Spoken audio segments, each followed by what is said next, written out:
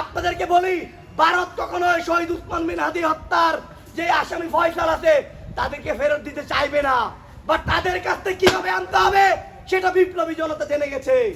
আপনাদেরকে বলি, আপনাদেরকে আলটিমেটাম দিলাম, আগামী 7 দিনের ভিতর যদি পররাষ্ট্রমন্ত্রী ভারতীয় পররাষ্ট্র মন্ত্রণালয়ে যোগাযোগ করে উসমান বিন হাদির যে খুনি আছে ফয়সাল তাকে একদম সুস্থ অবস্থায়, একদম ইনটেক অবস্থায় আনতে হবে। এনে কোনো হেলাফেলা হইতো না।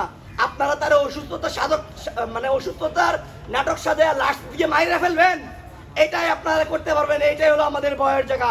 কেন আপনারা মারতে চান? কারণ আপনারা এই জন্যই মারতে চান, শহীদ উসমান বিন হাদির হত্যাকারীকে যদি কোনোভাবে মেরে ফেলা যায় তাহলে তো আর কারো কাছ থেকে নাম বের হবে না।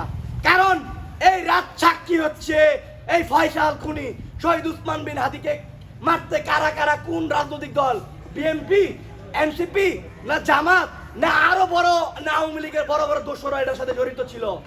আমরা সামাজিক যোগাযোগ মাধ্যমে দেখি শহীদ উসমান বিন হাদি ভাইয়ের ভাই বিভিন্ন রকম পোস্ট করেন।